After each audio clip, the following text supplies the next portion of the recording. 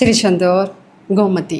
இது வந்து 5999 கிளாஸ்ன்னு சொல்கிறாங்க இல்லையா? இது வந்து ரொம்ப லோ பட்ஜெட்டாக இருக்கனால இந்த டெக்னிக்ஸ் எல்லாமே வந்து லைக் லோவாக தான் இருக்கும், ப்ராடக்ட்ஸ்லேருந்து எல்லாமே லோவாக தான் சொல்லி தருவாங்க அப்படின்னு ஒரு சொல்கிறாங்க இல்லையா?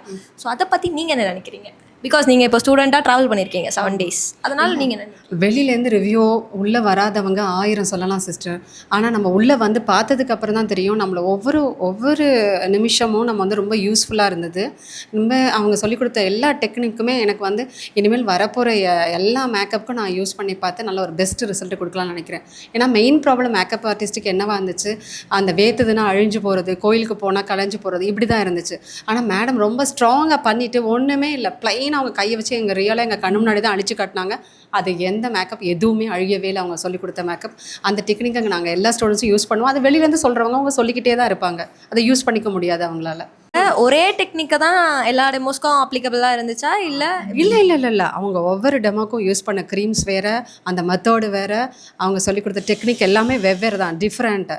அது ஹானஸ்ட்டாக நான் சொல்லுவேன். ஆனால் எனக்கு ரொம்ப பிடிச்சது வந்து எல்லா மேக்கப்புமே டிஃப்ரெண்ட்டாக எனக்கு பிடிச்சிருந்தது. முகூர்த்த மேக்கப் வந்து எனக்கு ரொம்ப பிடிச்சிருந்துச்சு. முகூர்த்த மேக்கப் வந்து எல்லாருமே வெட்டிங்க்கு வந்து ரொம்ப பெஸ்ட்டாக இருக்கணும், அந்த மேக்கப் ஆர்டிஸ்ட் வந்து பெஸ்ட்டாக பண்ணித்தரணும்னு நினைப்பாங்கல்ல, அதை வந்து எங்களாலேயும் நல்லா ப்ரூவ் பண்ணி தர முடியுங்கிற அந்த கான்ஃபிடென்ட்டாக மேடம் கொடுத்துருக்காங்க. ஓகே, இந்த 7 days உங்களுக்கு எப்படி இருந்துச்சு? பயங்கர யூஸ்ஃபுல், அதில் எந்த டவுட்டுமே இல்லை. யா